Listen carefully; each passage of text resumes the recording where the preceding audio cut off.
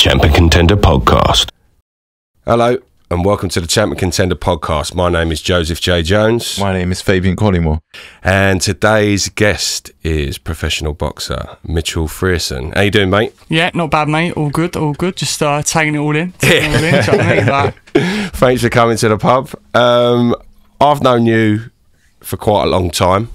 yeah, I couldn't even tell you. Nah. 2007? Yeah, 2007, probably earlier than that. But we went to school together. He was a year younger than me. Yeah. And don't take this the wrong way, but it shocked me when I found out he was a professional boxer. When we was out of school. Cheers, mate. No, but it was like... Shall I go now? But it was such a, like, you hid it so well. Yeah. Like, it wasn't a thing of, oh, yeah, you know, like, they're normally...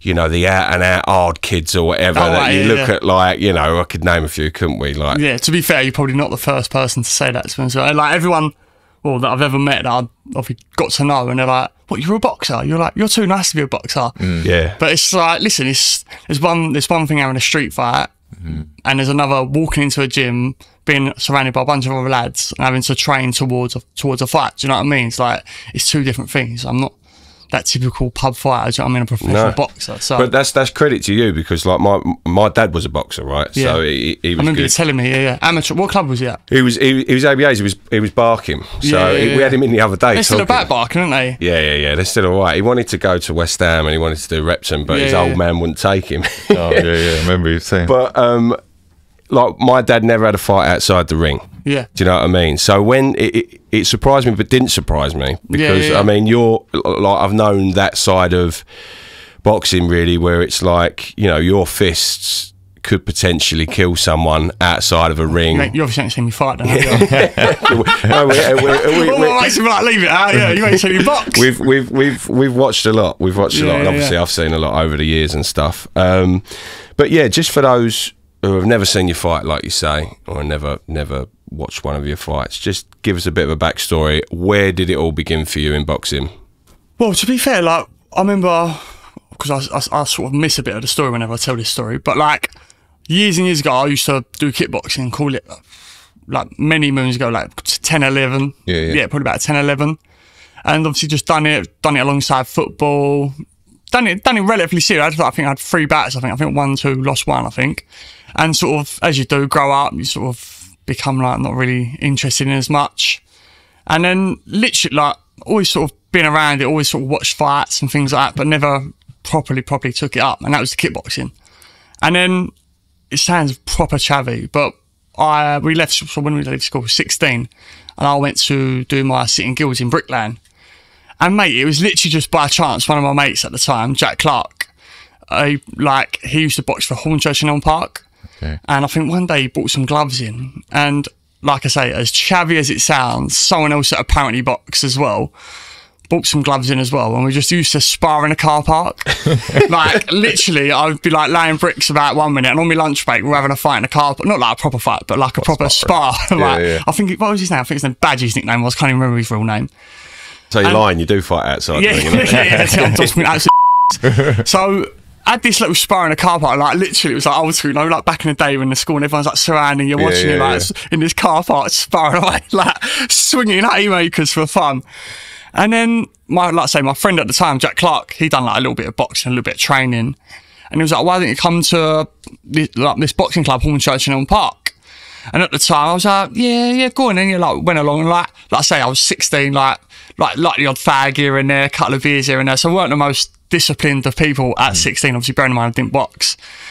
Went to this boxing club, had a few sessions, and like, even, mate, I'll never forget it. Scotty Douglas was like having a fag. Me and Jack were having a fag outside this boxing gym, right? And he was like, "What the fuck are you doing?" And I was like, "Oh, sorry, Scott." And he was like, "You ever want to box again? You quit that right now." And like, from then on, never smoked again. But like, it was literally just started from a little spar in a car park at my college, and then we're like to now. Do you know what I mean? So yeah, it's been a mad old journey, to be fair. Been a mad old journey. Well, on that journey, can you explain? So you're going to Hornchurch in Elm Park. I used to box at Hornchurch in Elm Park when I was well young, and that was when Jimmy was there.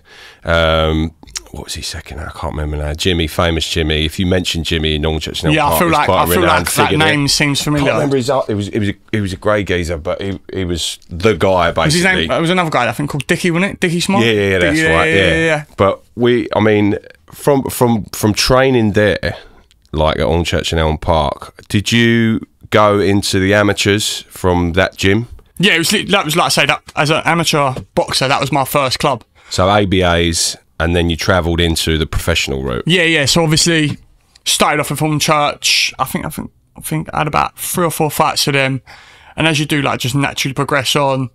Went to box for West Ham, like just going through the levels, just sparring better boys and things like that, and just sort of. And at the time as well, obviously I was working, so obviously wherever I was working at the time, I kind of had to sort of box at a club near there. Because it was obviously coming home from work, then going training. I kind of had to do it like near each other to sort of complement each other.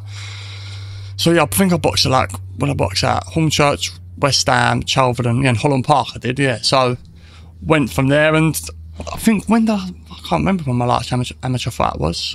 It was literally just by chance. I went to an EBA, you know Lee Eaton, the promoter now. Yeah. Obviously back in the day, he used to do like EBA, called white collar, semi-professional boxing shows, and it was only like I can't remember. I might have been watching Pav or my mate Foshy, and I hadn't really boxed for a while, and I'd seen like how good of a standard of a show he'd done, and it kind of reignited me wanting to like sort of develop into the pro ranks, you know. So like I was never really going to box white collar or semi-pro. Well, there's no such thing, but white collar. So for me, the next transition was like I was kind of bored of fighting in schools. I've never really I don't know why. I was an very, very average amateur. I think I had like 30, maybe like 120, I think. Okay. So for me, like at that point, the next progression was to turn professional. And at the time, Lee Eaton was doing great shows. Like he was with MTK. Everyone was signing with MTK, and the opportunity came, and literally just took it with both hands and haven't looked back, to be fair. Yeah, I was going to say, like, so from MTK, like, what was your first fight on that bill? What, as in your first? Was that a professional? Yeah. My first fight as a professional was with MTK at the Brentwood Centre. Do you remember who that was? Casey Blair. So, how many professional fights have you had from that moment onwards? I think I've had 30, maybe 12. Yeah, 12 or 13, I think. Right. Okay. So is the journey since then? My memory ain't as great, so I'd have to Google myself to see how many I've had. I know I've definitely lost one. Put it that way. Yeah. Okay. So, what was your best fight in your professional career so far? I know it's a bit of a mad one, really, because even though I lost, probably one of my favourite fights was against Brad Pauls. Listen, like for me, that was the pinnacle. You know, like. We soldier call out. I boxed for. I never did anticipate to fight for an English title. Like I say, I'm obviously lost, but it was a great fight. I really did enjoy it, and that's what we train for. Listen, you don't go swimming, not get wet. Yeah. You know, like that's. I don't want to fight. I didn't want to fight walkovers or anything like that. I want to challenge. You know what I mean? And like I say, if I would have won, it would have been a great achievement, especially with what Brad's doing now, being British champion and things like that. But obviously came up short, and the better man won on the night. But it was, like I say, still a great thing to be a part of. So we were talking before the cameras and that. Yeah. You were saying, you know, potentially, if everything goes all right, a Southern area title maybe in the mix, or a title shot. Yeah, like there was 2 things for me. Like when I turned professional, I only wanted to have like 1 or 2. And that was just for the simple fact, one of my good friends, Jamie Williams, was just to do the corner with Jamie Williams. Okay. Like I was always in around his gym. Obviously, he was a professional trainer, and I was always amateur. So like he was never really in my corner. Like just do loads of pads and things like that. And so really, at the beginning, it was only ever to kind of just have a couple of fights and just to say I'd done it really. Yeah. And then one fight leads into one and another. And then before I know it, I'm 13 fights in there and fought for an English title and sort of at this point. Well, how does that come about? How do you go from the fight before thinking you're going to get a Southern area title shot to then all of a sudden getting bumped up to getting an English title shot? Well, how does that happen? To be like, I'm quite honest. I'm like, I at the time I only thought I'm Southern area, they're all good levels, but I'm only Southern area level. Like I'm not really English level. But when the opportunity came, I was like, yeah, 100%. Like that's our fighting spirit. You know, obviously I'm not going to go in there thinking I'm going to lose. Like I went in there to win, and I truly believed at the time, obviously not, but that I could win. You know, and as soon as my trainer told me, it was like a bit of a moment where. So, oh bloody hell! I didn't anticipate this. I didn't expect this. But in the next breath, it probably took my trainer, Paul Kavanagh, at the time, to tell me, like, it was like, I wouldn't have took, because he took the fight for me. The offer got presented to him, and it was like, I wouldn't have took the fight if I didn't believe you could win. And then I'm quite cynical. I was like, oh, I don't know. But like he kind of just talked. He was like, listen, I know you can win this fight. Believe me. And that sort of caught, like that made me sort of. Give me the belief to be like, yeah, 100%, let's take the fight, let's do it. Do you know what I mean? Yeah. Because I probably would have not that I'm like that, I probably would have talked myself out, be like, oh no, you know, like Brad's obviously much more experienced now, and probably talked myself out of it. But I remember like we were talking, it was only his belief in me that I could win the fight. And I was like, yeah, right, let's do it. Do you know what I mean? Yeah. And like I say, I come up short, but it was like a great fight to be a part of, and I couldn't have lost to a nicer guy. Do you know what I mean? Yeah. Do you feel like it took you to another level from like competing against him? Or even just taking the fight, do you think it brought you? Yeah, 100%. Like the whole moment, like sort of gave me loads more experience. Obviously, gave me a lot more experience. Like I think I've said this before. Like I've got no fans, like the world's on radio, but got no fans. But all like, listen, like all I've got is friends and family that come and support me. Do you know what I mean? And like to have 200, I think sold 280 tickets for that fight. That quality. To have all my friends and family come out and support me, it just sort of, it's like one of the best things. Like I say, obviously I lost, but one of the best feelings ever. Do you know what I mean? It's like you know, like sometimes when sportsmen like retire and they're like a bit depressed, and you think, oh, you're depressed, you've got all that money, you've got all that. Like I sort of realised at that point, like the buzz that you get from walking out. Bearing in mind, he obviously had loads of friends and fans, call it, just say fans. Yeah. So like, your call was absolutely pumping, and that buzz, I don't think like I say, I'm not a drug taker anyway, but like no drug could give you that. So I could totally understand how people like get depressed and kind of miss the sport that they're in. Do you know what I mean?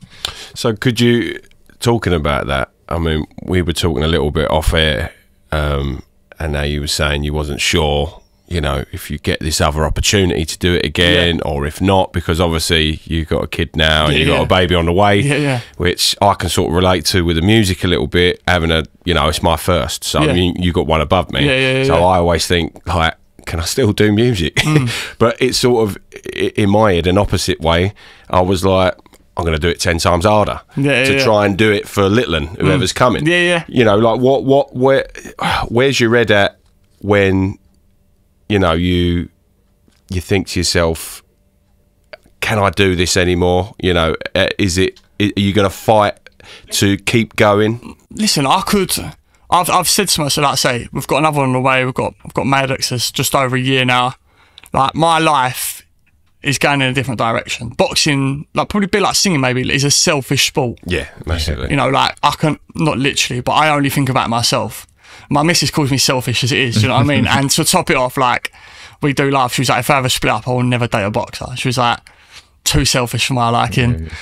But I've kind of said, like I say, my life's going in another direction. I've said to myself, I'm either never boxing again, or I'm fighting for a title. So I'd like to think that I've got a title. Like, hopefully my manager can get me a title fight. Like I said, I've had 2 fights this year. So if I finish the year with 3, I'm happy with that. Even better, a title. Do you know what I mean? So, and as well, like, I'm now a family man. I've got a girlfriend. We live in Lyon. We got a house in Lyon City. I haven't got time to be selling tickets for a 6 rounder for a journeyman. If I'm going to be sacrificing time away from my family, away from my work as well, like, we've got bills to pay. Boxing doesn't pay bills. Like, do you consider yourself a journeyman then? Who, me? Yeah. I'm not a journeyman. I'm talking about in the terms of like fighting journeyman. Like, I'm not a journeyman. No, I was going to say. You're not a journeyman. No, but like, sometimes, like, you get, like, I've had a few fights where I've boxed journeyman. Right, I haven't got that in me. I can't be boxing journeyman anymore. Like, because if I'm sacrificing time, it's going to be for a worthy fight, and that worthy fight's for a southern area. Do you know what I mean? So until that opportunity presents itself, that's, like I say, I'm either never boxing again or I'm fighting for a title. So I stay in the gym. It's not like I'm never out of it. Do you know what I mean? Or I'm sitting on the sofa just watching God knows what. Do you know what I mean? Eating loads. I stay in shape. I love running. I love fitness. Boxing just complements my lifestyle anyway. Do you know what I mean? Other than eating biscuits, which you obviously don't. But So you're ticking over at the moment. yeah, literally just ticking over. Like I say, I've just come from training today, and yeah, just literally just ticking over at the minute, just waiting for a date. So, Okay. So what was a typical training camp like for you? Is it 6 weeks or 8 weeks leading up? Nah, to? so probably normally about 10 weeks, Okay. but like probably. So what did I train for Brad's?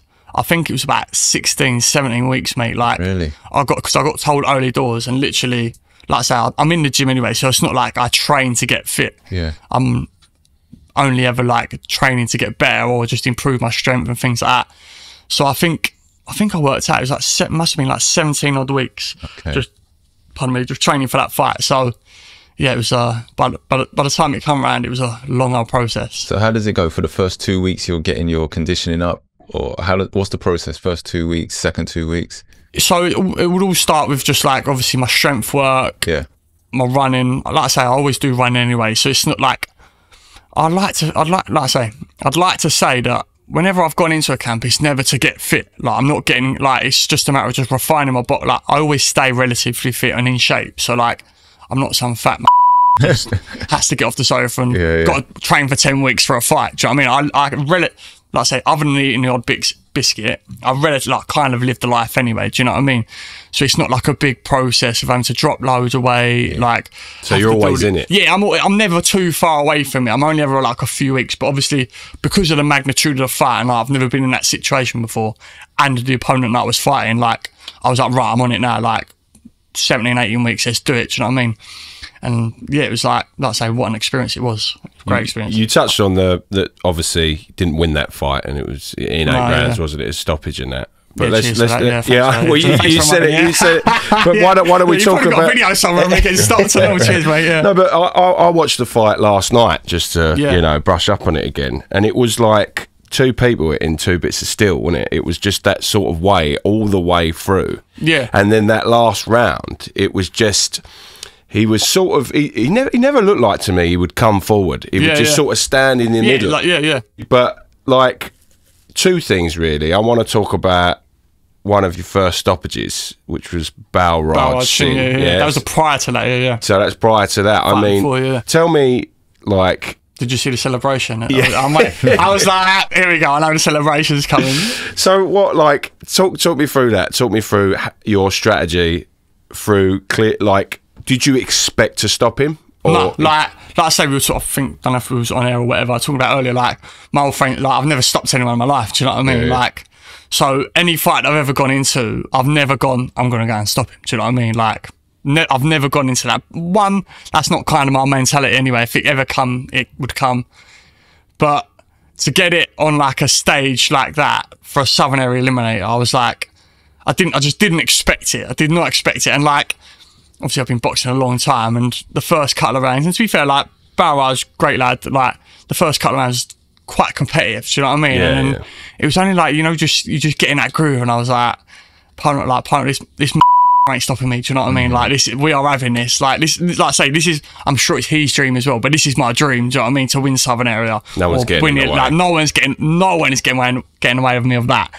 And obviously I think it was in the fourth round it was, and then literally, mate, it was just, I think I almost stopped him in the third, and I come back to the fourth. I was like, I'm having this. I'm going.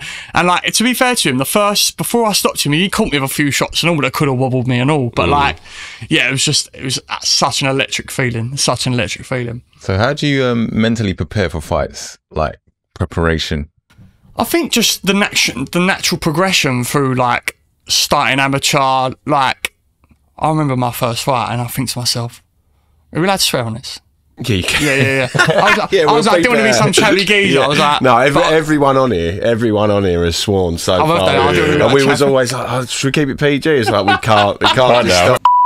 No, but like, You can to be swear fair, as to be much fair, as if you you've like. had Kev on here, he's probably sworn a few times. Yeah, hasn't oh, he? mate, yeah, God, yeah. He was swearing loads. Like, it's kind of like a natural progression. So it's like, not like I've been thrown at the deep end. Like, bearing in mind when when I was back in the day when I was amateur, there was many a time when I'm thinking, why the hell do we do this? You know what I mean? Like, what fun is this? You know what I mean? I'm sitting in this poxy empty change room, probably boxing last because of my weight, and I'm thinking, why do we do this? To get punched? Do you know what I mean? It's what normal person does it? And like my mates will probably tell you, I'm quite a nervous person. I'm not the most confident of people, and it's funny. Like with boxing, I know if I train hard, if I train my absolute hardest, like if I lose, I've lost to a better man. And because I'm quite a nervous person, if I tell myself that, if I train so hard that if he beats me, then fair play to him, that it takes the nerves away. Do you know what I mean? So like with like moving that into professional, I train so hard that I'm like, if I've lost to a better man, then I can shake his hand. Do you know what I mean? And it takes the, like I say, if you know, obviously you know me, like I'm not the most confident of people, quite nervous, bit of a nervous Neris. I train so hard that goes away. Do you know what I mean? Yeah, but I wouldn't say you was a nervous Neris. I'd say you're a genuine person. You obviously never see me talking to a bird. What's your name? Oh, don't know.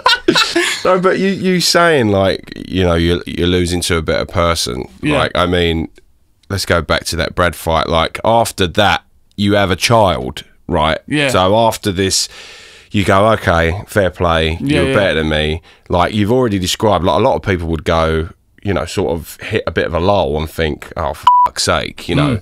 But you've already said that you feel like, no, like I'm buzzing off of this. 250 people in the room that are watching me. I'm fighting a great fighter. I've put on a good show. You know, it's gone toe to toe. And I watched it last night. Literally, and it was toe to toe. Yeah. Like I think that you could have, you know, gone on to do it. Like it's a case of, you know, hindsight's a powerful thing. But talk us through.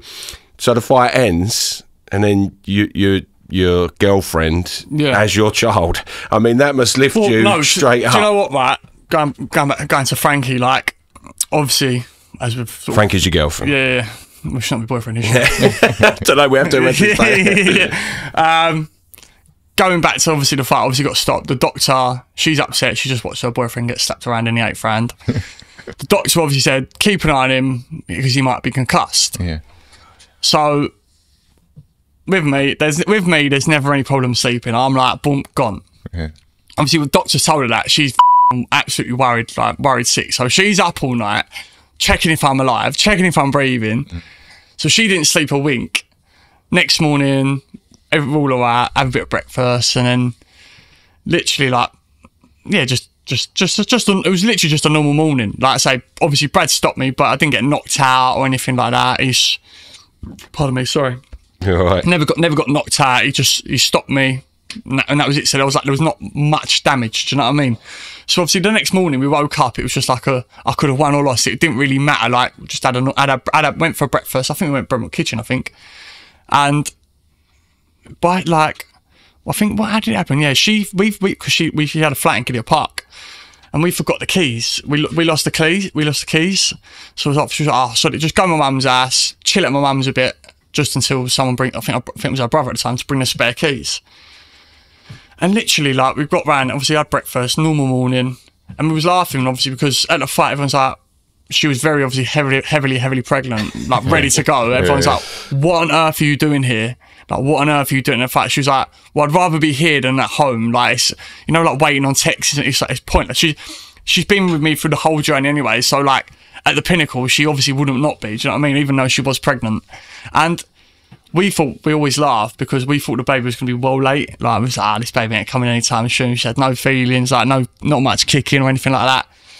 So obviously, fast forward to us losing the keys, we were at my mum's and she was like, she sat down.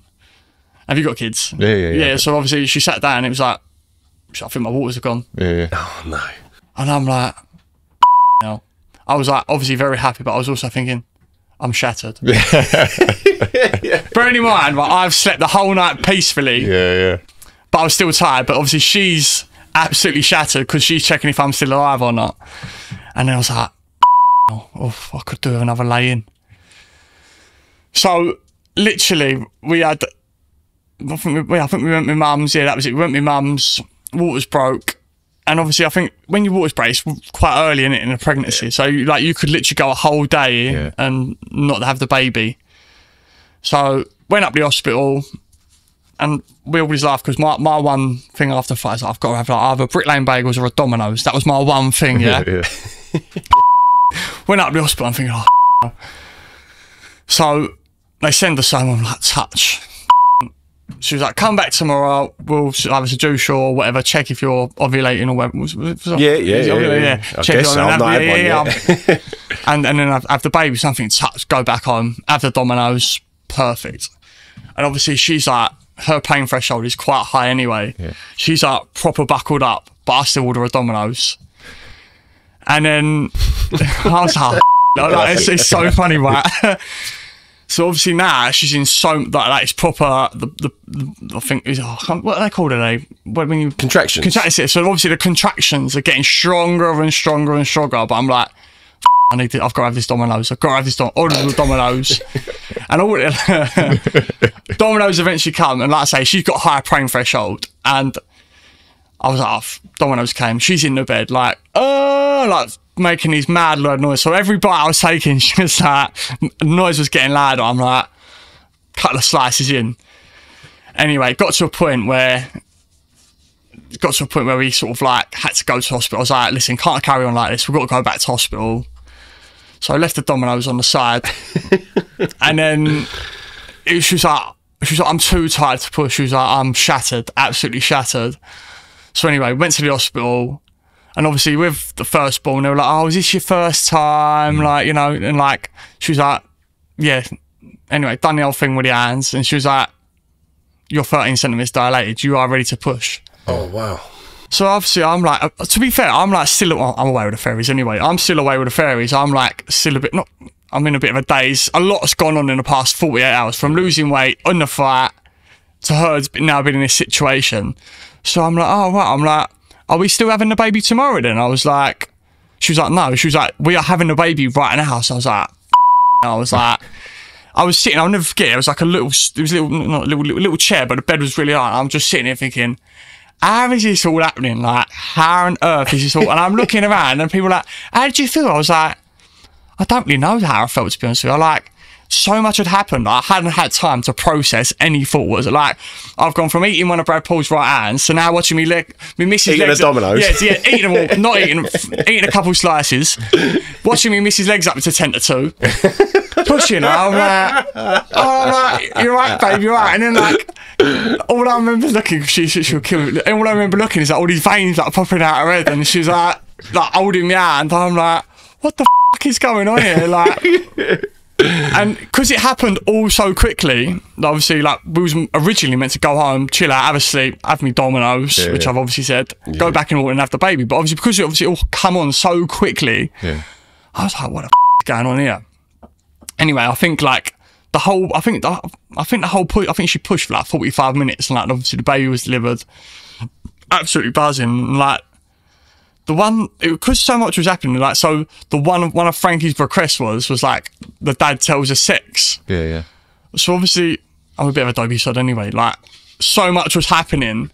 There was loads of hands around the baby, and they were like, go on, dad, tell her what the sex is. And I was like, and there was loads of hands around the baby. I was like, I think it's a boy. I was like, everyone just started cracked up laughing. What do you mean think? I was like, because all I see was hand. I didn't know if he was his knob or it was someone's finger. Do you know what I mean? I was like, I think it's a boy. I was like, it was just a mad moment. It took me probably a couple of weeks, like, to take it all in. Do you know what I mean? Like, it does. It was mental, absolutely mental. So baby waited for dad's fight to be over. Yeah, well, to be honest with you, if I didn't fight, I think baby would have probably come near the due date or maybe a little bit after. But what I say, Frankie watching me getting filled in by Brad probably brought the baby on, to be fair. Well, I'm going to ask you, let's just say you're sitting back, you know, like you're back in the changing room and you're getting ready to come out. All of a sudden, Don't. Your mum I'm going to end up single after this. No, listen, she won't see it. We'll censor her. We'll censor her in particular. Nah, that's right. But like, let's say your mum comes in, I think Frank is ready to go. But you're about to step into a ring for the English middleweight title. What are you doing? To be honest with that, are you fighting or are you going? Mate, I'd have to fight. Yeah. But in the next breath, my trainer wouldn't have allowed my mum or a family member to come in to tell me. No. Because as well, it's also very dangerous. Do you know what I mean? Yeah. Like, I'm in there with a solid operator in Brad. Yeah. The last thing I need on my mind is a Frankie being pregnant, giving birth. Like, it's a very, very dangerous situation to be in. Do you know what I mean? Like, what's a fight? 10-round fight. So 3 minutes. Do you know what I mean? Yeah. For the sake of a 30-minute fight, it would be just have to tell me after. Do you know what I mean? Do you know that she's sitting on the outside, or is she sitting at home? No. She come to the fight. Okay, so you knew she was there. Yeah, I knew she was there. So if you didn't see her on the outside, would you have known that something's going on? Nah, not really, because like you are, you're like you're a sportsman yourself, you know. Like I'm like, obviously I emphasise not literally, but everything else is irrelevant. Do you know what I mean? The only person I'm focusing on is Brad. Do you know what I mean? Like everything else is irrelevant, and I wouldn't have even walked into the ring. You don't even realise who you're walking past. You know, like you don't even realise. Yeah, it's tunnel vision. Yeah, it's literally that's it, tunnel vision. You know, you're like. Locked in. I'm absolutely locked in. So like even people scream, "Let's go on, let's go!" Like it doesn't even go in, it doesn't even register. Do you know what I mean? So you hear like, it, but it's just and I don't think. Well, if anyone, if I was walking to the ring and someone would have told me that she's like, no one would really tell me because it's like, say, once again, a very dangerous thing to do. Do you know what I mean? So is that not on your head anyway, though? That like there's your heavily pregnant wife sitting there, like, I could. This is one thing like I sort of don't get with sports and sort of do get. Yeah.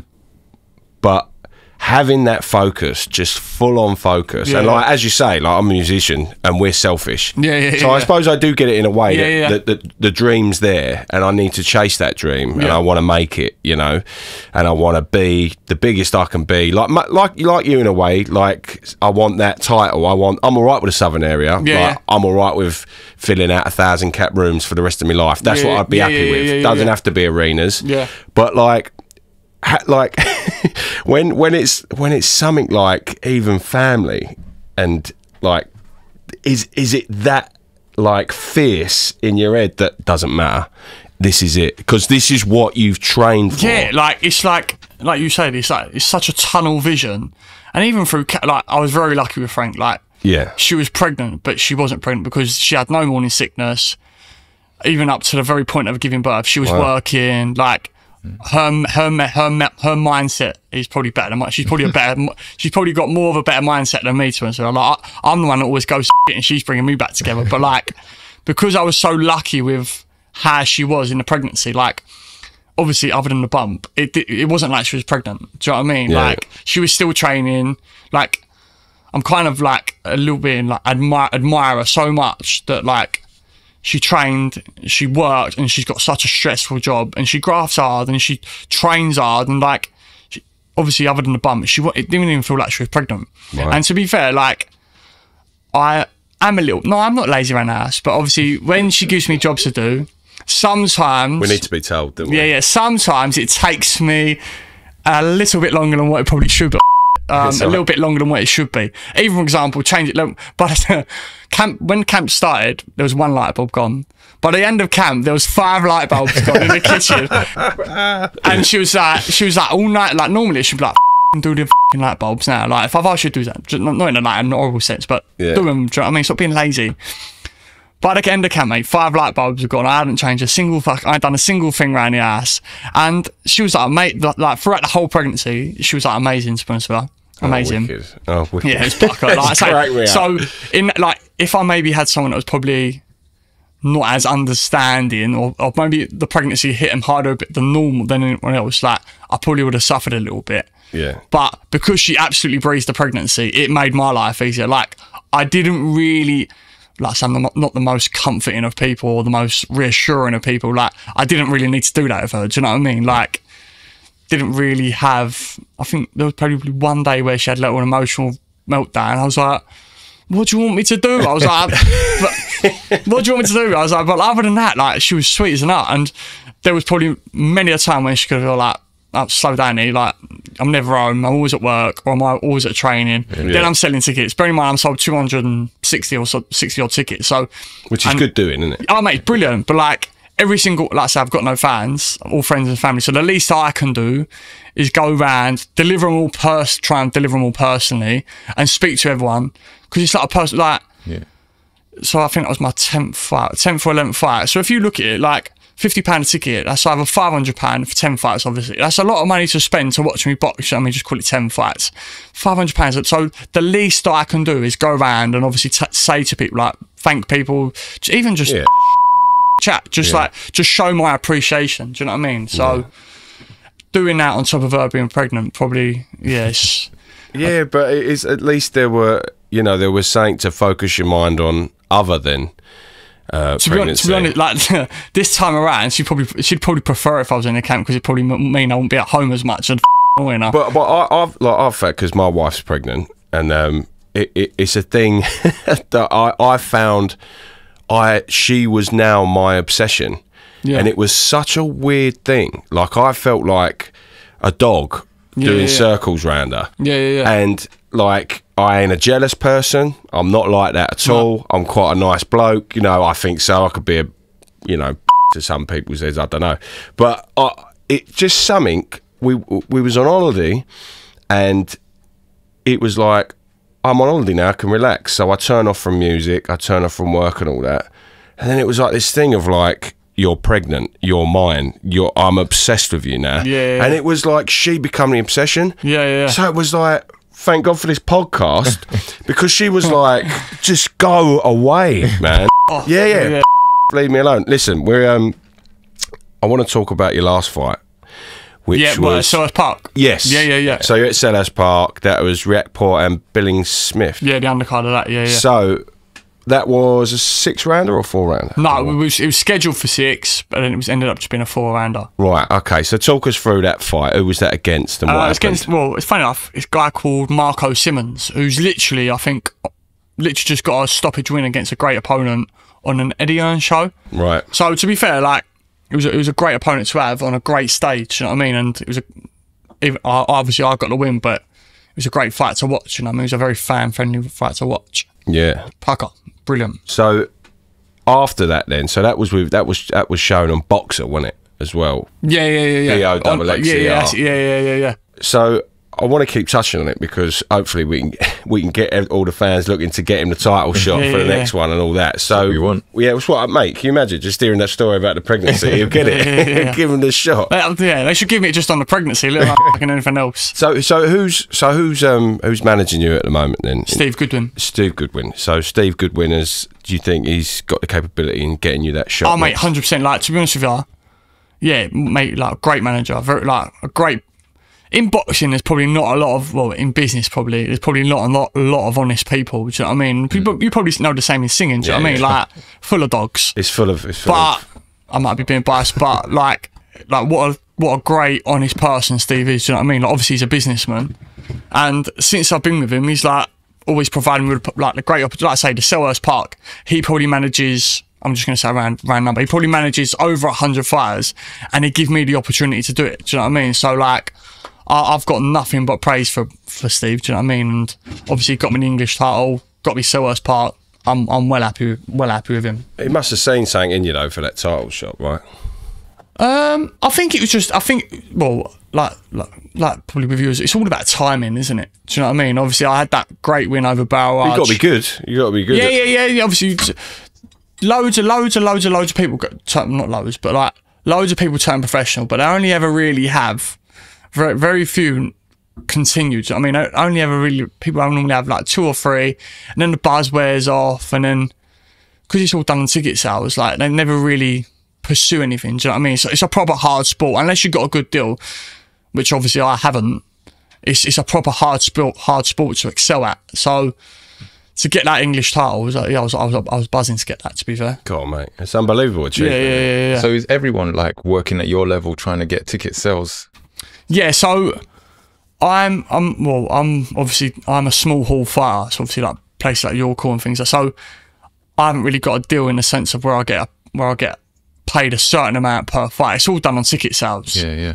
So if I sell X amount of tickets, it covers my opponent. If I sell loads of them, then I get a bit of money. Do you know what I mean? But other than, it's not like, you put it this way, I never got into boxing to earn money. Do you know what I mean? It's a tough sport to earn money at. Well, we had Kevin Mitchell sitting here, and he was saying that he would sell his own tickets and he would go around. Yeah, and bearing in mind, Kev obviously boxed at a much higher. I couldn't even lace Kev's boots up. Do you know what I mean? But like, Kev had probably an unbelievable deal. Same with Frank, same with Eddie. Like, unbelievable. I could only ever dream of that. Do you know what I mean? So for the fact that he had to go around selling tickets kind of sums up what boxing is like. Do you know what I mean? Yeah, like for me, I remember there were times where you were asking me if I could go, and it was just because of music and whatever like that. I'd love to go, so I promise now on air, if you get that title shot, mate, we'll both come. Like, we're well up for that. A little bit of pressure. Yeah. Cheers, mate. Yeah, just set the thing up as well in the changing rooms. Watch it. Yeah, I'll be a walkout music. I'll sing you Morning Glory, mate. I'll have a bit of that. Oh, what's the story, Morning Glory? So I'm with a tambourine like that, giving it some. You be Liam, I'll be Noel, mate. Coming out. My Barnett got probably could get away with Liam, to be fair. So, talk us about that, because I was talking to our mutual friend Bobby Webster, and Bob's going to be a recurring guest on this show. He's just he should be a presenter as well, to be fair. Oh, mate, he should be a presenter. He's like the best bloke I think anyone knows. Unbelievable. Yeah, and, I don't think you'll ever meet anyone that's got a bad word to say about Bob. He ain't got an enemy in the world. No. And it's like, I had him on loudspeaker the other day, and people watching, it's like, who's Bob? But Bob's my best mate. And have you met Bob? No. Yeah. You missed him. I spoke to him though. Well, we do this game, and we'll do it a little bit later, and you couldn't quite believe the information that Bob was spilling out about boxers, like just like blah, blah, blah. He's just a prevalent of information. Like, he's got all this like in him, and I've got off of what I was saying now, but we were talking about you and selling tickets and like what's next for you and things like that. But he gave us, he did help us out with this list of, let's do it now actually, this list of middleweights. So he was like, right, so I rung him up, I spoke to him about you and all this. He said, yeah, well, he's done this, he's done that, he's done that. And I knew a lot of it, but I didn't know all of it. So then I was like, okay, why don't you help us out with a shot stopper? What would stop Shelley in his path? So bear in mind, these are the rules. So it's called shot stopper, and your subtitle's called middleweight. All right, so we're going to name the middleweights, right? So who we think are worthy and who Bob thought was worthy, and we're going to do this. So I'll say two names, you have to pick one. You explain why you want that one person. If you can't pick one of those people, it's a shot. So am I picking them to win? We're picking them to win, or just your preference of is to win. Because to be fair, looking at that list, I don't think I'm going to beat a lot of them. So I'm like, no. If I was ever going to pick someone, it'd be for the experience to be in the ring with them. Not you. It's them against each other. Ah, well, I'll swear. But we can put you in it if you want. No, you're all right. I'll swear that one. I'm looking thinking, I don't think I can beat any of them. Do you know what I mean? I'm looking thinking, this could be embarrassing for me. Golovkin versus Shelley. Right. Sell out your coin. Mate, why couldn't you do it though? If you believed more in yourself, why couldn't you do it? You know what I mean? I think belief's a powerful thing. I think very true, but I don't know. Yeah, I think it's really like, what's the word I can't think of it. Don't belittle yourself though, because like, I mean, I watched you fight, and I know you train like a Trojan horse. I do a lot of running with Bob's. Like, well, good bloke. All right, so Bob's involved in this. We was involved in it. So these are people that are facing one another, right? So if you choose not to do one, you got to do a shot. Do I need to open another beer up? Or go on. Another zero, shall I say? I could be pretty pissed after these zeros. But if it's a shot, because you ain't drinking, I've done this every time now because everyone's driven here. I have to do your shot. So how much? You might as well run out of beer and all. With me. I got one. Right. So here we go. So you got to pick one. Right. Liam Smith or Hamza Shiraz. Cool, I've sparred Hamza. Have you? Yeah. Cool, talent. That kid hits hard, mate. Yeah, Hamza Shiraz all day long. Really? Mate, let me tell you something, that kid hits hard. Ilford boy as well, isn't he? I'm not too sure, but I used to spar him quite a lot at 5 Star. Where's that?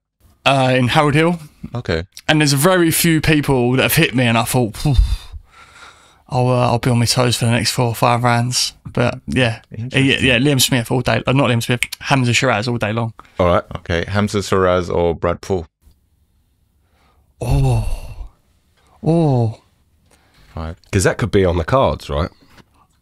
Yeah, well, I think, Brad's obviously British champion, and I'd assume that obviously Hamza could be in line for the British, or he might have skipped that.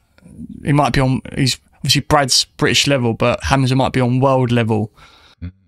Obviously, I've got a lot of love for Brad, but I'd have to go Hamza, mate. To be, like, definitely, like Hamza.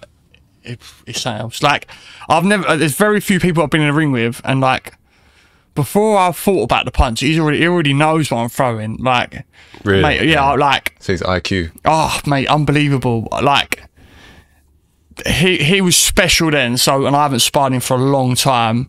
I don't even know what level he's at now. Do you know what I mean? Like, before I even thought and thrown a punch, he's already out of the way of it. Like, I might as well spar fresh air. Okay. And as soon as I miss, he hits me back, and it fucking hurts. Very, very much so. Okay, so we're still on Hamza. Hamza Shiraz or Terence Crawford? I'd have to literally just go. I'd have to go with Terence Crawford simply for the experience, and he's been at world level, and obviously the world titles that he's won. Do you know what I mean? Like, yeah. How can you not pick him? Do you know what I mean? But Hamza did well there. Like, I think as well. Obviously, they are different weights, aren't they? Yeah, Terence will be coming up. Yeah. I can't remember what. I know Hamza's a middleweight, but I think Terence is lower, isn't he? Yeah. So these are middles. They have been middles. Yeah. You know, like most of their career, maybe touched on their career. Because believe it or not, there's not a lot of middleweights you can sort of go to and pick like consistent middleweights. No. So either they go up to welter or a solid middleweight. You mean yeah, solid middleweight. Right. So yeah. All right, we've got Terence Crawford or James DeGale. I'm gonna go Terence Crawford. I think. Okay. To be fair, it would be. I can't imagine it'd be like. Obviously, I don't know James DeGale, but I know obviously how he works and things like that. In seeing his fights, I can't imagine it'd be like a fan friendly fight. I can imagine 2 very high boxing IQs for like for a boxing fan, maybe me, like yourself, that obviously appreciates the art of boxing. It'd be an unbelievable fight to watch for their boxing IQs. You know what I mean? But I don't think it'd be like a sofa watcher. Do you know what I mean? But I'd have to go with Terence Crawford. Okay, right. Terence Crawford or Demetrius Andrade. What's that say? Demetrius Andrade. Andrade. Yeah, Andrade. I don't even know him. To be fair, obviously I do know him, but I've never seen him box to comment on it. To be fair, no, neither have I. Nah. That's your one. Have you I know he obviously is very, very good, but I've never. Is it Boo Boo Andrade? Is that him? Yeah. I've never seen him box to comment on it, to be honest with you. Okay. Right. All right. Terence Crawford or Michael Watson? Oh, Jesus. Michael. Oh, no. I'd have to go Michael Watson. Simply because of back then, fighters were a lot different. Do you know what I mean? Like, I just think like they're just old school, aren't they? It's just old school, just sluggers. Don't get me wrong, Michael Watson was an absolute brilliant boxer, but I just think they were just built different then, and for that, like, nothing specific, but other than being built different back then, I think old school in them instances beats new school. I think. Really? Yeah, I think so. Yeah, I think so. Yeah. Interesting. So, all right, Michael Watson or Nigel Benn. Michael Watson. Really? Okay. Yeah, and like I say, simply because of the slickness and the boxing IQ. Like I say, Nigel Benn was a great, unbelievable fighter. Very, like, fan friendly in the sense more of a like, fighter than a boxer. Yeah. Like, no, I wouldn't disrespect him in that sense of like more of a fighter, because obviously I think he won an ABA title and they don't give them out. Do you know what I mean? Like, No. So, but just for like boxing skill set and slickness, I'd have to go with Michael Watson, to be fair. Yeah. When I say fighter, I think there is an edge to being a fighter in a boxing ring. Do you know what I mean? There's this extra sort of, not extra gear, there's a different gear. Yeah. And it's like sort of, I don't know, you see these awkward fighters, which we go on to him a bit later, but Joe Calzaghe, a little bit like, it's just, he's a fighter to me. He was relentless, wasn't he? Oh, he's relentless. And he's just so awkward. But like, it was like, his punching was almost like the old school. Weird, sort wasn't of, it? It was really weird. Like Jack Johnson sort of whatever. Right, so. We got Michael Watson or Chris Eubanks Sr. Well, obviously, they did box, didn't they? Yeah. So we already know. Yeah. But I think, I can't remember if I've seen the fight or not. I think Michael Watson was probably winning. Don't quote me on it. Was probably winning the majority of the fight until Chris got that knockout punch, didn't he? Yeah. That knockout shot. So, literally, because it's boxed before, I'd have to go Chris Eubanks Senior. It's funny how it's met like that. Yeah. All right. Yeah, he's actually. Right. Chris Eubanks Senior or Chris Eubanks Junior? It's mate senior all day long. You can't, like I say, what's a hard, like I say, have you seen these fights? What a hard motherfucker he is. Oh, yeah. Even like a great fight to watch when he boxed Joe Calzaghe. Yeah. And I think I watched maybe watched Joe Calzaghe interview, and like he was saying about how he boxed Eubank and like how he just took him to like levels that he never thought he had. Do you know what I mean? Like just took him through the trenches. So yeah, it'd have to be senior over junior all day long. What do you think of Junior? Mate, he's like, I think he gets a lot of criticism, but how can you criticise him? Listen, like, he's done some great things in boxing. Do you know what I mean? Like, obviously, he won an IBO title, but he hasn't won a world title. But I mean, the thing with him was that he sort of, it seemed like he ducked out of his chances to have the world titles and stuff. Do you think that's fair? I wouldn't say he ducked out of his chances. I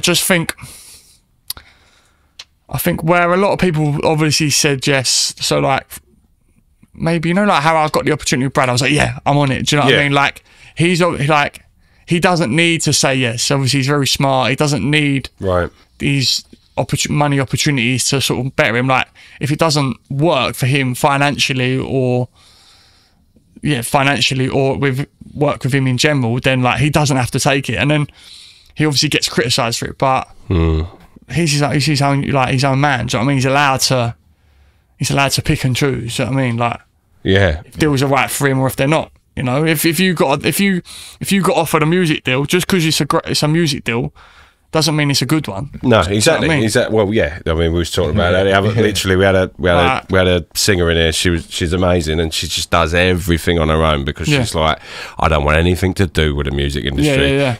They're vampires. Yeah. So, and probably the same in boxing. You know. Oh yeah. And because maybe, like I say, I don't know him personally, because he's not a yes man. It gets people's back up. Do you know what I mean? Like, because he ain't a yes man, he's like, he's ducking this, he's ducking that. Like, so because he ain't saying yes all the time, it's easy to say he's ducking this, he's ducking that. Do you know what I mean? Like I say, I don't know ins and outs of scenarios, but it seems like he's a boxer's boxer then in terms of the business side of things. Like as opposed to like a fan, but you just as a fan you don't get it, do you? You just want to see it. He's got his dad. Well, he used to have his dad in the background, obviously guiding him, and his dad's lived it. Do you know what I mean? Been through it.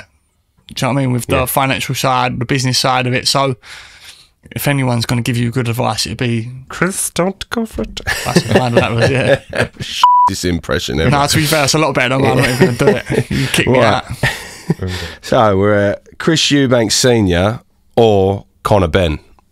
I think you've even the smile on your face, you've already answered that, haven't you? Yeah. Go on. So you got to say it though. Senior. Okay. So what do you think of Conor Benn? Yeah, great. Listen, like he didn't have much amateur experience, and just through his work rate, how can you not that? Like he's got to where he's got to, like unbelievable. Like you're talking about people that a lot of boxers that are at that world level have had unbelievable amateur careers, and he obviously didn't have the greatest of amateur career in the sense of not having that many fights, and through his work rate and his dedication, he's got to where he has. So like. Unbelievable. Yeah. Unbelievable. You feel that he needed an amateur career? No, not at all. No. Not at all. Listen, some people, can't remember off the top of my head, but I think there's been a few world champions that haven't had a amateur career all weren't great. I think Johnny Nelson, I don't know actually, I can't remember what world champions, but I'm sure there's some world champions that have been there that haven't had a great amateur career at all. Because you got people like Lomachenko with 400 amateur career. Oh yeah, unbelievable. Yeah. Unbelievable. God, that's something, isn't it? That's Mate, disgusting. That's like, you know, like, obviously I box, I think I had 30 amateurs, but that's literally like it's not literally Sunday League, but like, that's literally fighting every week, isn't it? Every week, every Saturday. Yeah. Right. There we go. Go on, mate. What are we on? So you're on Chris Eubanks Senior or Daniel Jacobs. I don't know loads about Jacobs, but I would go senior, to be honest with you. Yeah, definitely go senior, yeah. Okay, so... Because what was his tune? Simply the best. Yeah. I was going to give it some, I thought, better not, you might chuck me out. Hold on a minute. We never how did you get your walk-in song?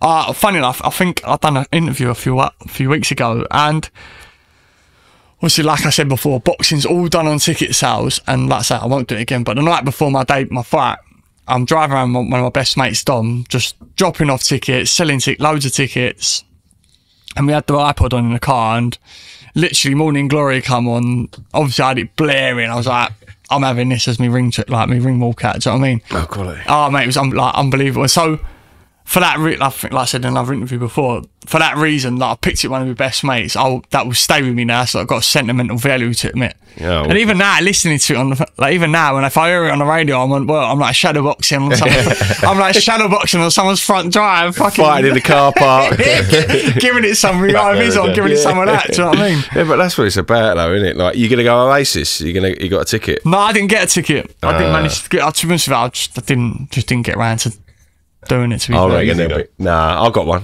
But yeah, I've got one. So I'm going. But I think there'll be loads of opportunities come up for tickets. Did they used to cancel a lot of that Yeah. That was also a thought in my mind. It would be my luck as well. It'll be no surprise if they don't do all of them, because God knows how. Like, I mean, that's a feud to start wars. Basically, the feud they've got is just ridiculous.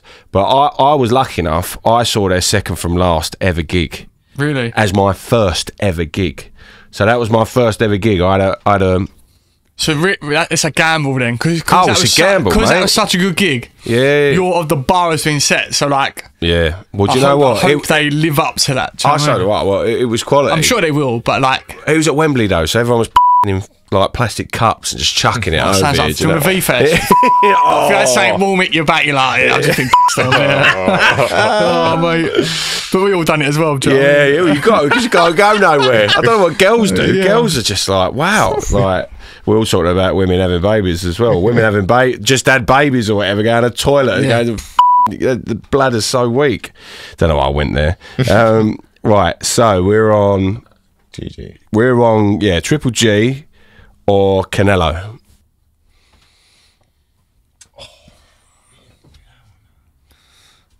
No, I think we was on senior. Canelo, we was on senior. I was on senior. Oh, sorry, and then we was on Golovkin, weren't we? Yeah. I said I didn't really know. I'm getting pissed now. Right, so right. You just had a shot f***ing out, personally. Eubanks. Oh no! Done it. Right, Eubanks Senior or Triple G. Oh, mate. Oh, really? What a fight that would be, by the way. I'd have to go Triple G. Why? There is, mate, other than just being punching like an absolute mule, I just don't think many people, like, obviously Chris Eubank was known to be able to take his punches, but I just don't think he'd be able to just take that off. Like I say, he took some punches in his time I've seen him, but I think GGG's a different cat of fish, to be honest with you. I always think Golovkin could have been the best middleweight there was for some reason. I don't know why. I just loved watching him. Yeah. I thought he was.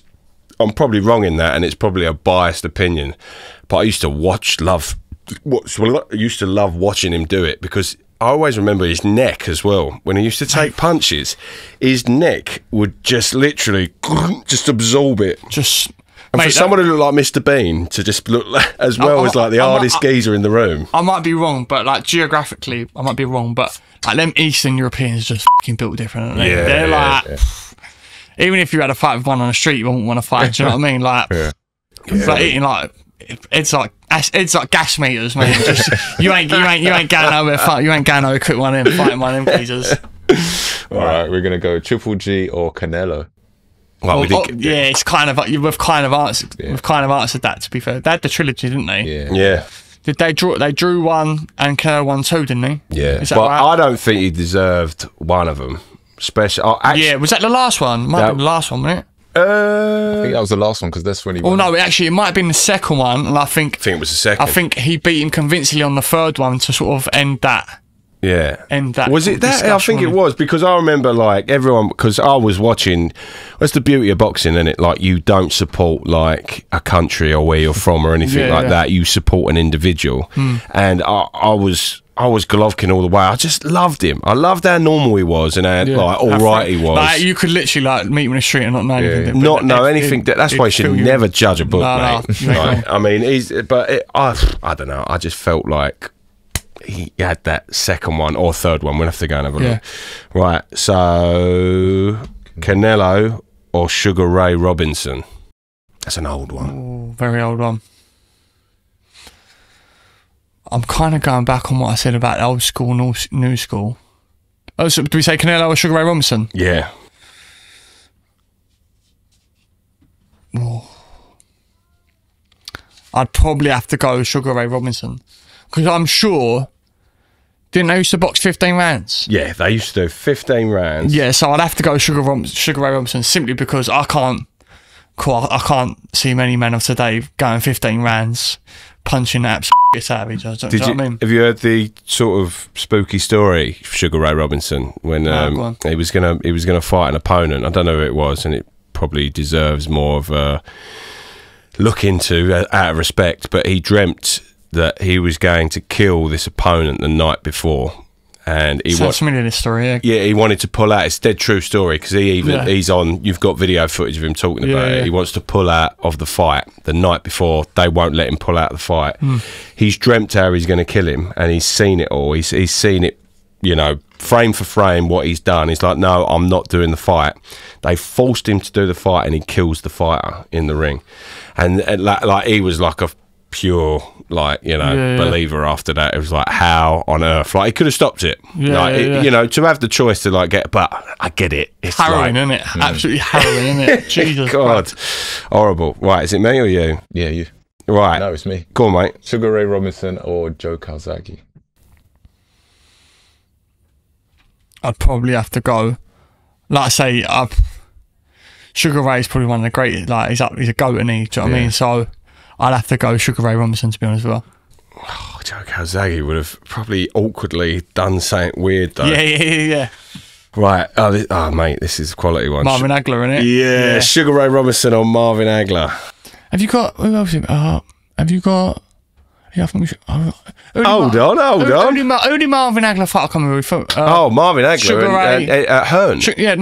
Leonard. Have you got He Leonard? fought, no, I ain't got Leonard in there. That'd have been a good fight. But what were we doing? Sugar Ray Robinson and Marvin Hagler. Yeah.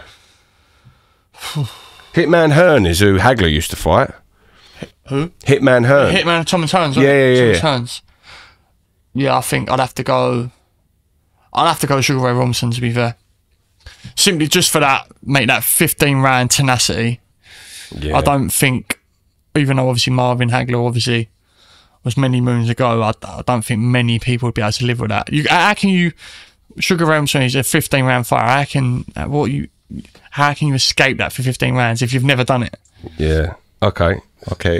Sugar Ray Robinson or Bernard Hopkins? Ooh. Oh, really?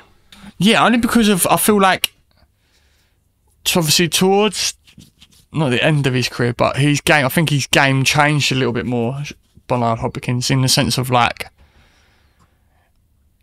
it weren't like a shooter.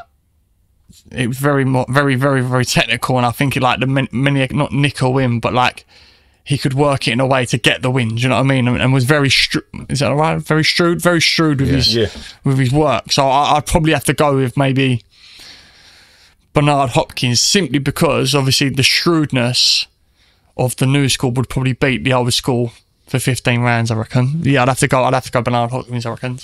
Okay. Bernard Hopkins or Roy Jones Jr.?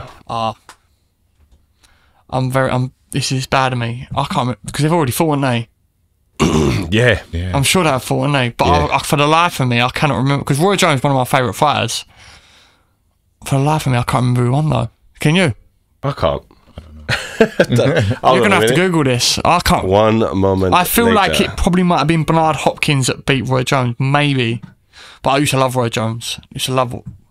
What's your favourite fight of his? Favourite fight? To be honest with you, I couldn't tell you specifically a favourite fight, right? But I used to love this punch.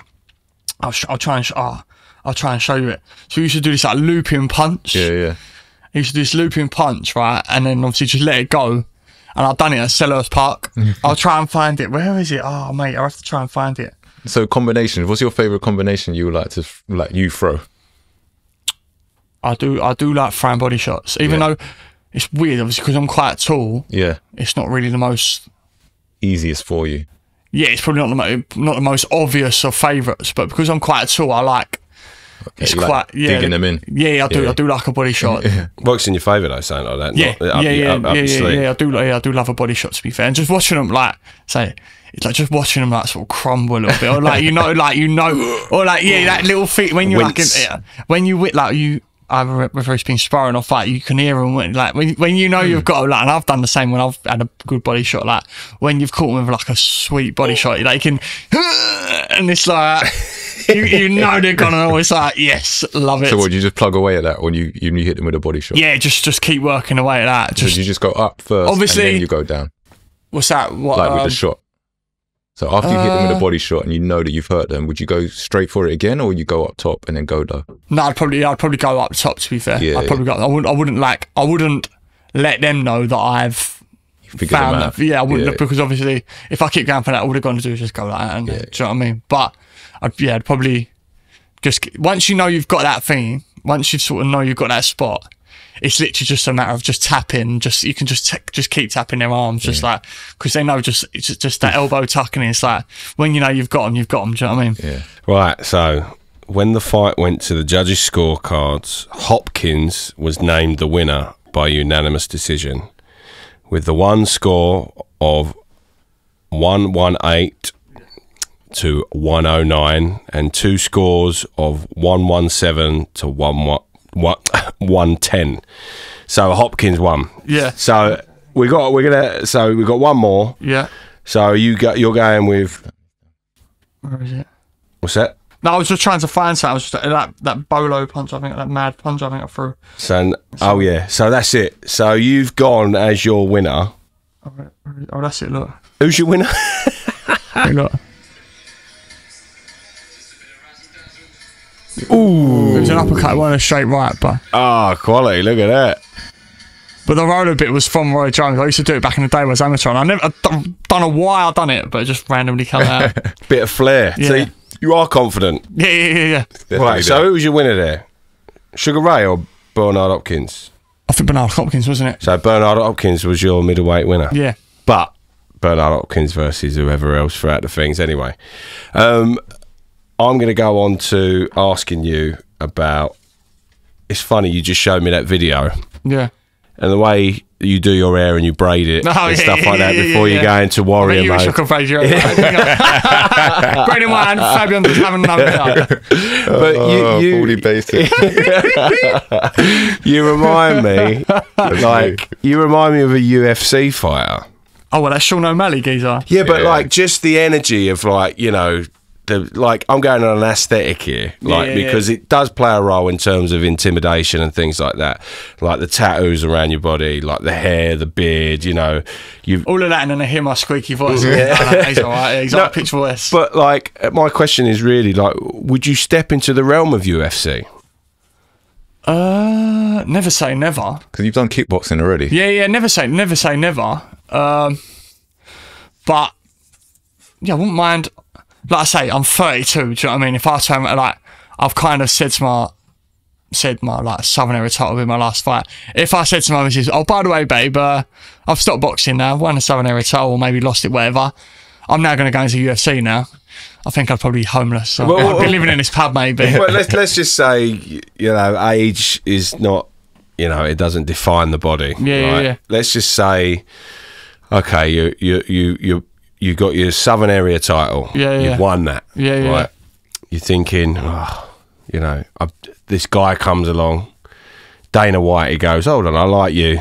He said, do you fancy doing a bit of UFC? Listen, if Dana White's coming to me, I'm like, sorry, babe, love you dearly, but you saying no is completely irrelevant now. Do you know what I mean? I'm going to UFC, yeah. Yeah. So how do you think, me and my dad used to play this game in the car, like when we was younger, we used to name like sort of, you know, wrestlers or kickboxers or jiu-jitsu, you know, sportsmen and stuff like that, and we used to say who would win. And I always felt like boxers were always on top of that. I know kickboxers especially, but it seems, I don't know why, I'm probably a little bit biased because I love the sport so much, and it seems to me now that UFC versus boxing quite a bit now. Yeah. Like, but are you going to start say the Ngannou fight or the? Well, no. Just what do you think you bring to the game of UFC if you were to go into that? How would you be against a jiu-jitsu artist? To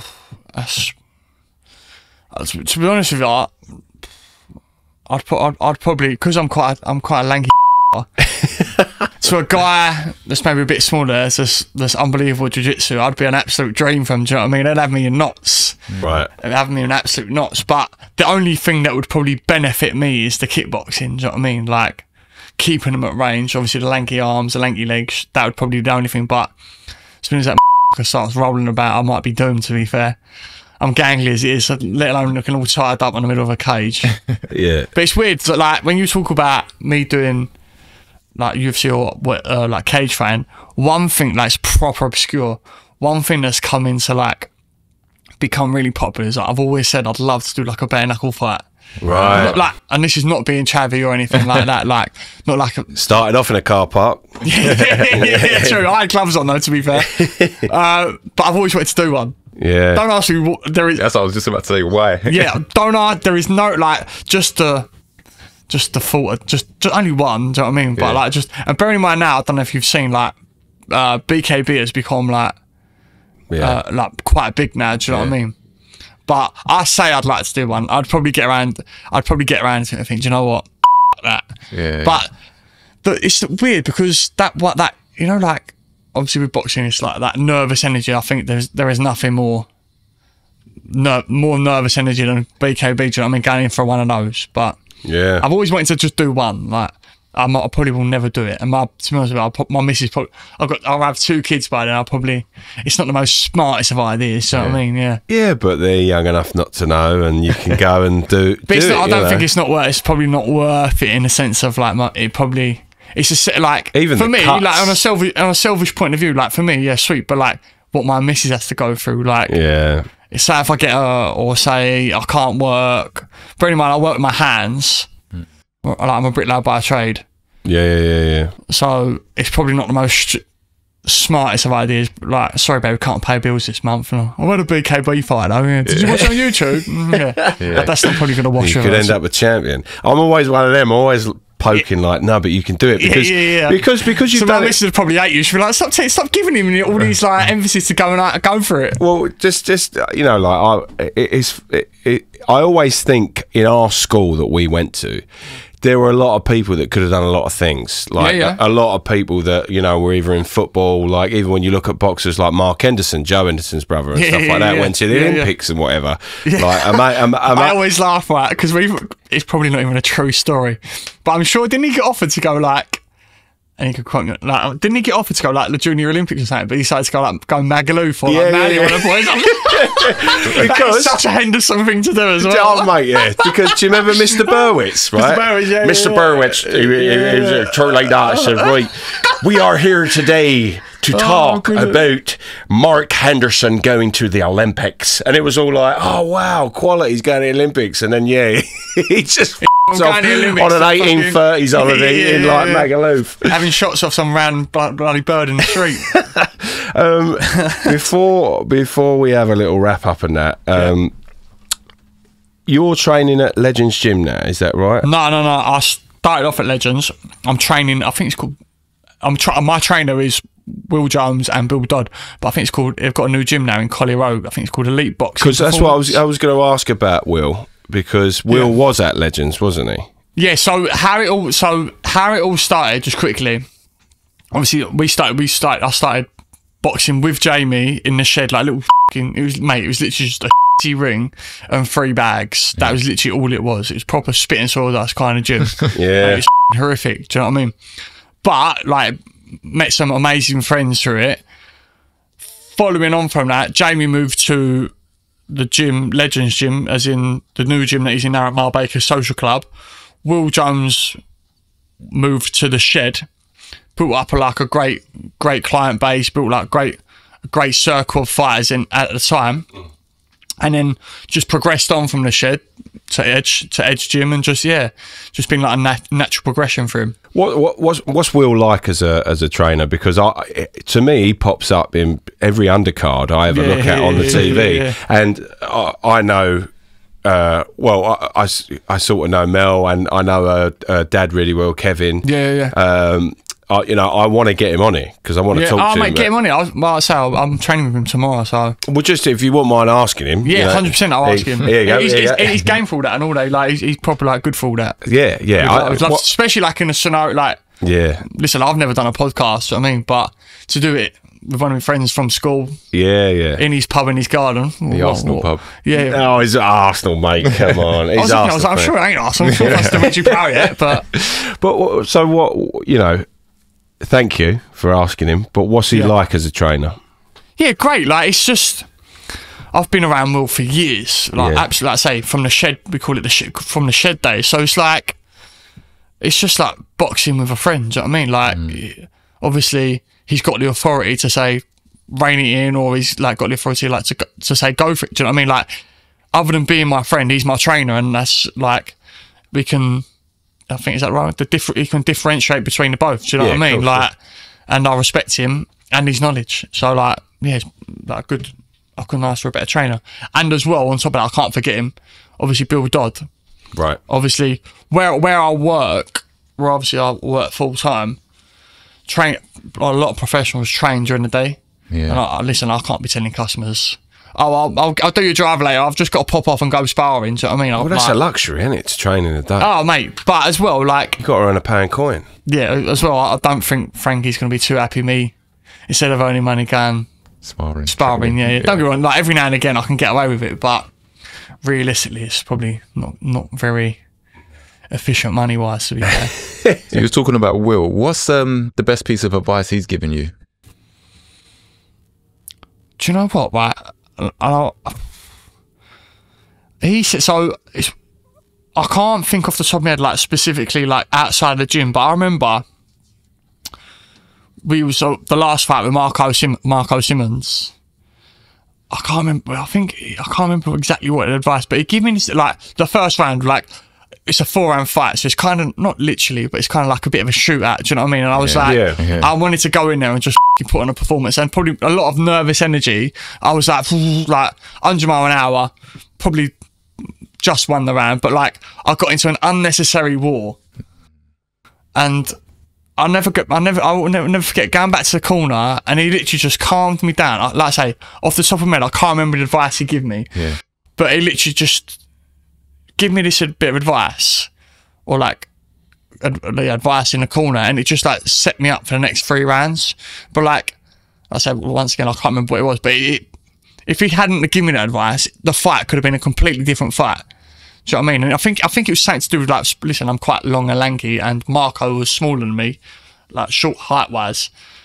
Might have been something simple like use your range, just pick in and out. But like, if it weren't for him giving me that advice at the time, it probably could have been a different fight, and I probably could have just let the occasion get to me, join in a fight, and then before I know it, I'm in an absolute war with Marco, and back into like a 50-50 where it could have gone either way, you know. Yeah. Do you feel like the 4-round fights you have to go out fast anyway?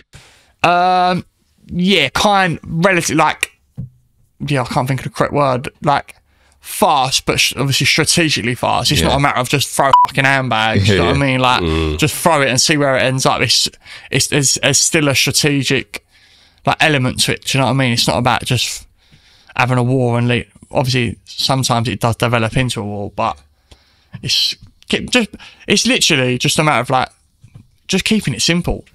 Like, literally keeping it simple. It's not all about the best punches or the amount of punches. It's just literally keeping it simple. Like I say, I've got a nice long jab. Use the jab. If it's a boring fight, it's a boring fight. If you get the win, you get the win. Who cares? Do you know what I mean? But sometimes you just let the moment get away with you. But is that ego that gets in the way of it? I'm just probably like, not you specifically. No, you're right. Like sometimes, like, I just don't want to be in a boring fight. Okay. So I'm like, sometimes I just want to be in and I do like a war. Like, I do like a good fight, not in like a scrappy sense, but I do like being in a good fight. And as well, like, other than the Marco Simmons fight, people, when I boxed obviously a few journeymen, people, like, my mates tell me straight, they're like, now shit, what the did you box there? Like, it's like, and sometimes I'm like, I can't help it. Like, I'll get picked the opponent. Like, when I was obviously progressing in the early stages, I was getting picked the opponents. So I mean, don't get me wrong, I only had a couple of gimme fights, but like, if I had gimme fights all the time, my mates would be like, we ain't fucking paying to watch you come box. Do you know what I mean? So for me, I want to be in a good fight because I want my friends to go, oh, that was pucker. And like, with the Marco fight, I won, and I won convincingly, but it was a great fight to watch, and it was a very and I think I said in an interview on Sky, like, I haven't had many 6-rounders as exciting as that. So yeah, as long as my friends are happy with what I've done, and they've had their value of money, they've had their pound of flesh, I'm happy. Do you know what I mean? Well, Mitch, like, I'll say it from the art, so to speak, not to be all a little bit, you know, up with the fairies. Are you going to buy tickets from me? Yeah, I'm going to buy. You're going to have ringsides. Yeah. Well, listen, I mean, I've followed your career. Every time I've seen you, like, I feel it's a real achievement for someone I know to become a professional boxer. Like I will say is almost like, and it's a nice jealousy. Like, I would have loved to have been a boxer. Like, my dad brought us up on it. You said it a few times. Like, I would have loved to have done it, and like, he trained us to be good fighters, but we didn't do it. We went in different realms, and it was like, do you want to get hit in the face, or do you want to become a singer? I'll give you a boxing lesson if you give me a singing lesson. Yeah, all right, sorted. Right, we're on there. But listen, I really do hope you get your title shot. Thank you, mate. No, I appreciate it. Like I say, it was a bit of a nerve. Like I say, I'm not the most confident of people, but mate, what a great little setup you got here. Well, you know what I mean? Brilliant. I appreciate it. But I've like, obviously now I'm a family man. Like, I've give up time, and what a great way to give up time. This is like, proper enjoyed it. We'll have to get you back on, especially when with a title next time. Well, yeah, mate. When you win the title, you bring it in. Yeah, we get a photo with that as well. Definitely. Yeah, but mate, done. But like, to get you on, even just to talk about boxing and stuff like that with certain fights, because once we get this rolling, what we want to do is we want to, like, there's a fight on, right? We'll do a pre and a post to get you back on and stuff like that. It'd be great. But I hope, I go back to what I say, you deserve it. You've trained your whole life, it seems. To get a shot, and I think you're a genuinely nice person, and thank you, mate. That truly does mean a lot. No, but you deserve it. You deserve another shot. But listen, everybody, that is Mitch Frearson. He's Dutch. Frearson. Social. Just tell us on the socials where everyone can find you and stuff like that. Just on. I only really use Instagram, to be fair. Just like as Mitchell Frearson. Yeah, just Google me, you'll find it. It'll be right. You find him looking slick and sexy, all muscled up, tattooed in the ring. The bar is now shut. We are over and out. Shelley, thank you very much. Thank you, lads. Thank you for having that me. is the end of the Champ and Contender podcast. See you next time. See ya. All good. Mate, that was brilliant. Well done.